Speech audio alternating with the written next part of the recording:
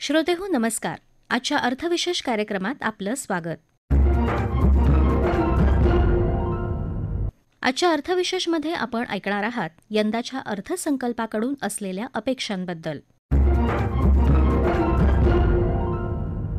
नवीन सरकारचा पहिला अर्थसंकल्प पुढच्या आठवड्यात जाहीर होतोय. संसदेचे अर्थसंकल्पीय अधिवेशन 22 जुलैपासून सुरू होणार असून 23 जुलै रोजी अर्थसंकल्प मांडला जाणार आहे. सलग 7 वेळा केंद्रीय अर्थमंत्री म्हणून अर्थसंकल्प मांडणाऱ्या त्या पहिल्याच व्यक्ती ठरणार आहेत. 1860 पासून विविध सरकारांनी आतापर्यंत 77 नियमित आणि संपूर्ण तर 15 अंतरिम असे 92 अर्थसंकल्प सादर केले आहेत. या 93व्या अर्थसंकल्पाबद्दल अनेक मतमतांतरं आहेत. आर्थिक सुधारणांचा कार्यक्रम आधीप्रमाणे चालणार की नाही? निवडणुकांमध्ये अपेक्षित यश न मिळाल्याने काही लोकप्रिय घोषणा होणार का? अशा अनेक विषयांवर चर्चा चालू आहेत. अर्थात सामान्य जनतेच्या अर्थसंकल्पाकडूनच्या अपेक्षा या वैयक्तिक कर कमी होणार का याभोवती फिरताना दिसतात. 2024च्या अंतरिम अर्थसंकल्पात करदात्यांना फारसा दिलासा मिळाला नव्हता. परंतु आता अर्थमंत्री निर्मला सीतारामन यांच्याकडून नवीन कर प्रणालीतील सर्वोच्च कर दर कमी करणे, मानक वजावट वाढवणे आणि जुन्या कर प्रणालीतील सर्वोच्च कर दराची मर्यादा वाढवली जावी अशी अपेक्षा व्यक्त होताना दिसतेय. यंदाच्या अर्थसंकल्पामध्ये काय असेल यावर आपल्या अपेक्षा व्यक्त करताना गुंतवणूक तज्ज्ञ मुकेश चोथानी म्हणाले, जसजसे अर्थसंकल्पाची उलटी गिनती सुरू होते तसतसे अर्थतज्ज्ञ आणि सामान्य नागरिक सारखेच आपला श्वास रोखून धरतात. भारताच्या आर्थिक नशिबाचे भविष्य घडवू शकणाऱ्या धोरणात्मक निर्णयाचे आपण साक्षीदार होण्यासाठी उत्सुक असतात. सार्वत्रिक निवडणुकांनंतर एनडीए आघाडी पक्षाचा नवीन अर्थसंकल्प आर्थिक सुधारणांच्या नव्या युगाची सुरुवात करणाऱ्या बदलांचा उत्प्रेरक ठरेल का हे आता वेळच सांगेल.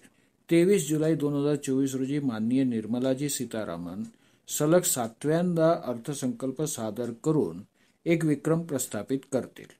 आगामी अर्थसंकल्पाचा भाग म्हणून वैयक्तिक कराच्या दृष्टिकोनातून अपेक्षांवर झटपट नजर टाकल्यास काही अपेक्षा त्या म्हणजे वैयक्तिक कर प्रणालीचे आणखी सरलीकरण, कमी दरांसह सरलीकृत कररचना ऑफर करण्याची कल्पना आहे. सवलतीच्या कर प्रणालीला प्रोत्साहन देणे हा सरकारचा अजेंडा आहे आणि नवीन कर प्रणालीमध्ये सध्याच्या उपलब्ध असलेल्या वजावटी सवलतींमध्ये बदल होणार नसला तरी नुकसान भरपाईसाठी मूलभूत सूट मर्यादा आणि कर दरांमध्ये बदल होणे अपेक्षित आहे. भांडवली नफा करांमध्ये बदल करण्यापेक्षा सिक्युरिटी ट्रान्झॅक्शन टॅक्स म्हणजे ज्याला आपण STT म्हणतो ते वाढवणे सोयीस्कर ठरेल. तसेच गृहकर्जांवर करदात्यांनी भरलेल्या व्याजासाठी कर कपातीची मर्यादा वाढविण्यासाठी विनंती या निमित्ताने करावीशी वाटते. अर्थसंकल्पाच्या उंबरठ्यावर परकीय चलनाला आकर्षित करण्यासाठी लोकप्रिय उपाययोजना जाहीर केली जाऊ शकते. अर्थमंत्र्यांच्या कोणत्या प्रस्तावामुळे अर्थसंकल्प सकारात्मक आणि नकारात्मकरित्या आश्चर्यचकित करू शकतात. सध्या सरकारची स्थिती आर्थिक दृष्टिकोनातून चांगली आहे, त्यामुळे लोकसंख्येच्या उपाययोजनांना जास्त महत्त्व दिले जाईल. ग्रामीण अर्थव्यवस्थेत लक्षणीय पुनरुत्थान आणि पायाभूत सुविधांच्या निर्मितीवर सरकारचा भर असल्याने अर्थसंकल्पात विविध उपक्रमांद्वारे ग्रामीण पुनर्जीवनाला प्राधान्य दिले जाऊ शकते.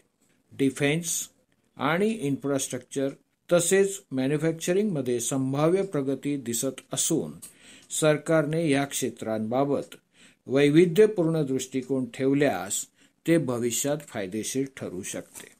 सार्वत्रिक निवडणुकांनंतर भाजप आणि त्यांच्या भागीदारांची निवडणूकपूर्व युती अबाधित आहे आणि निवडणुकीनंतरही त्यात कोणताही बदल झालेला नाही. त्यामुळे थोड्याशा कमी गतीने का असेना परंतु सुधारणांमध्ये सातत्य असण्याची शक्यता वाटते आहे. आगामी अर्थसंकल्पात अर्थमंत्री करमुक्त व्याज दराचे उत्पन्न वाढवतील अशी अपेक्षा आहे. RBIचे पेआउट आणि करवाढीमुळे सरकारी कॅपेक्स चालू ठेवण्याची शक्यता दाट आहे. उत्पादकांना PLI योजनेच्या लाभांचा विस्तार आणि बंदर क्षेत्रासाठी विशेष प्रोत्साहन मिळण्याची या अर्थसंकल्पात शक्यता वाटते आहे. बचतीच्या आर्थिककरणात वाढ झाली असून देशांतर्गत भांडवल बाजाराकडे पैशाचा प्रचंड ओघ वाढलेला आहे आणि तो टिकून आहे. सरकारने अर्थसंकल्पोत्तर सुधारणा तेजीच्या गाभ्याला धक्का देणार नाही असा विश्वास या निमित्ताने व्यक्त करावासा वाटतो. सर्वसामान्यांनी एक गोष्ट लक्षात ठेवायला हवी आणि ती म्हणजे बचतीमुळे गरिबी टळते, परंतु गुंतवणुकीमुळे ती श्रीमंत होऊ शकते. तुम्ही किती कमावता हे महत्त्वाचे नाही, तर तुम्ही किती बचत करता हे महत्त्वाचे आहे आणि याहीपेक्षा त्या बचतीपैकी किती गुंतवणूक करता हे सुद्धा महत्त्वाचे आहे. गुंतवणूक किती करता हे महत्त्वाचे नसून ती किती चांगली गुंतवणूक करता आणि किती काळासाठी करता हे सुद्धा लक्षात घेण्याची आवश्यकता आहे.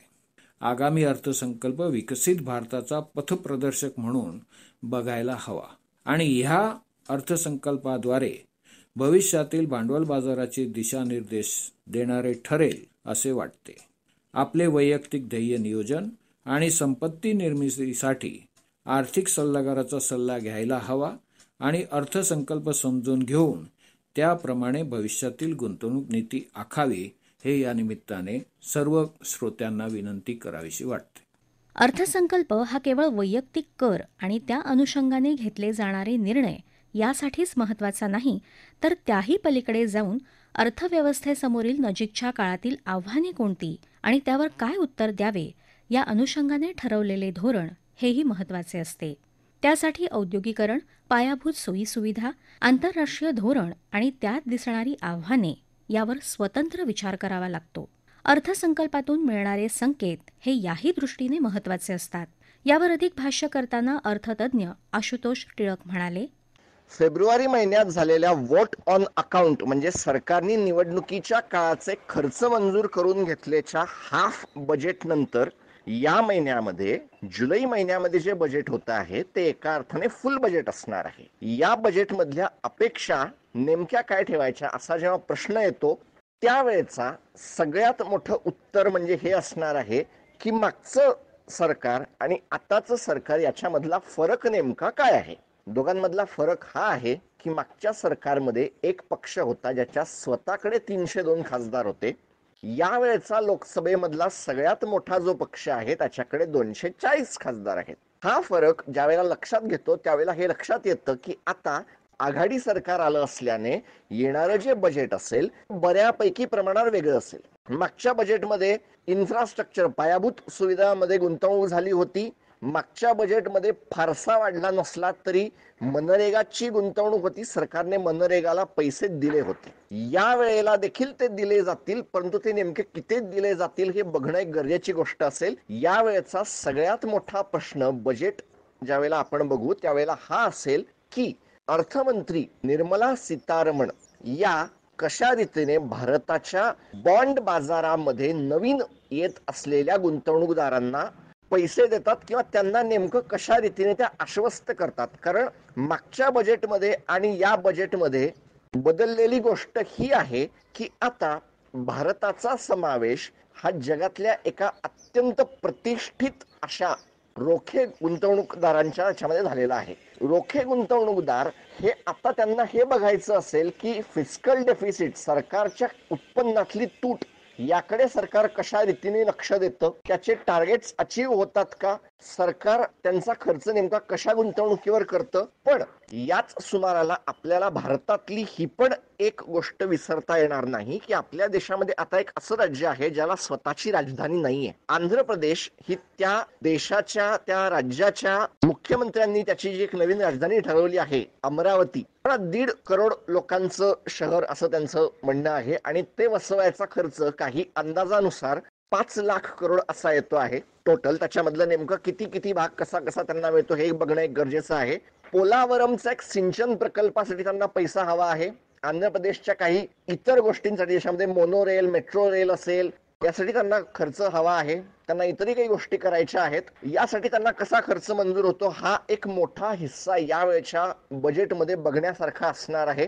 सरकार नवीन कुठले बॉन्ड बाजारात आणतं का, कारण याच्यामध्ये जर गुंतवणूक येणार असेल तर नेमके कोण गुंतवणूकदार येतात, त्यांचं नेमकं काय लक्ष राहतं याच्याकडे तर लक्ष असेलच. परंतु डिपॉझिट, बँकांकडे न जाणारे डिपॉझिट हा एक आता महत्वाचा मुद्दा येईल. कारण आधी ज्या वेळेला होतं त्यावेळेला फक्त एफडी हा एक मोठा गुंतवणूकच्या बाबतीमधला होता. आता आरबीआयनी सामान्य गुंतवणूकदारांसाठी देखील ऑनलाईन गुंतवणुकीची जी एक सोय उभी करून ठेवलेली आहे ती देखील आता एक पुरेशी गोडगोड आहे आणि त्याच्यामुळे सामान्य गुंतवणूकदार देखील त्याच्याकडे चाललेले आहेत. म्युच्युअल फंड, इक्विटी भांडवली बाजारामध्ये तर चाललाच आहे, रोखे बाजारामध्ये पण चाललेला आहे, पण म्युच्युअल फंडाच्या SIP मुळे पण आता त्याच्यामध्ये फट पडते आहे आणि त्याच्यामुळे बँकांच्या खिशामध्ये बँकांना सरकारकडे अशी मागणी आता करावी लागते आहे की आम्हाला थोड्याफार प्रमाणामध्ये काहीतरी गोष्टी द्या.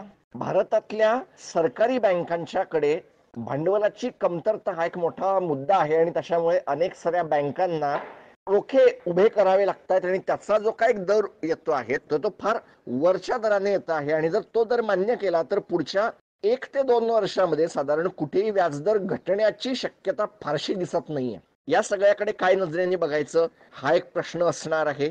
या देशाच्या येणाऱ्या पुढच्या काही दिवसांमध्ये, बजेट नंतरच्या पुढच्या काहीच दिवसांमध्ये काही निवडणुका येऊन उभ्या राहत आहेत. देशाच्या 3 दिशांचे 3 राज्य आता निवडणुकीकडे चाललेली आहेत.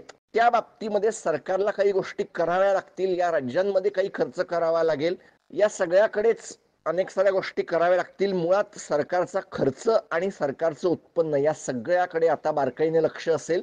निर्गुंतवणुकीची नेमकी टार्गेट्स, निर्गुंतवणुकीच्या बाबतीमध्ये सरकार काय बोलतं याच्याकडे एक लक्ष ठेवावं लागेल. आणि ओव्हरऑल या वर्षभरातला जो हायलाईट असणार आहे, या बजेटमधला जो हायलाईट असणार आहे तो हाच असणार आहे की जे नवीन गुंतवणूकदार येत आहेत भारताच्या भांडवली बाजारामध्ये, बॉन्ड बाजारामध्ये, सरकारच्या रोखे बाजारामध्ये, त्यांच्या बाबतीमध्ये सरकार काय बोलतं, सरकार स्वतःचा खर्च कशा रीतीने मॅनेज करतं, या सगळ्याकडे या बजेटमध्ये लक्ष अगदी बारकाईने असणार आहे. श्रोतेहो, विशेषतः मोदी सरकारच्या काळात अर्थसंकल्पाव्यतिरिक्त सुद्धा अनेक महत्त्वाच्या आर्थिक घोषणा झाल्या आहेत. त्यामुळे अर्थसंकल्पाचे महत्त्व काहीसे कमी झाले असले तरी त्याची जादू कायम आहे. अंतिमतः अर्थसंकल्पातून सरकारची धोरणे आणि दिशा व्यक्त होत असते. यंदाच्याही अर्थसंकल्पात काय वेगळे असेल याची उत्सुकता कायम आहे. ग्रामीण भागातून ग्राहक उपभोगाला चालना देऊ शकणारा, उद्योगधंद्यांना व्यवसाय सुलभतेच्या दिशेने आणखी प्रभावी उपाययोजना करणारा, जगाचे निर्मिती केंद्र म्हणून भारताचे स्थान मजबूत करण्यासाठी चालना देणारा आणि मुख्य म्हणजे उत्पादन क्षेत्रातून रोजगार निर्मितीला चालना देणारा यंदाचा अर्थसंकल्प असावा, अशीच सामान्यांची इच्छा असेल. श्रोतेहो, आपला अर्थविशेष हा कार्यक्रम आपण न्यूज ऑन AIR या ॲपवर लाईव्ह ऐकू शकता. यासोबतच आमच्या मुंबई एअर न्यूज या यूट्यूब वाहिनीवर कार्यक्रमाचं ध्वनिमुद्रण आपल्याला कधीही ऐकता येईल. श्रोतेहो, याबरोबरच आजचा अर्थविशेष हा कार्यक्रम संपला. हा कार्यक्रम आकाशवाणी मुंबईच्या प्रादेशिक वृत्त विभागानं सादर केला. संपादक आणि सादरकर्त्या सरस्वती कुवळेकर, निर्मिती सहाय्य सुशिला वेंगुर्लेकर, लेखन आणि समन्वय विनोद देशपांडे, निवेदन भक्ती सावंत.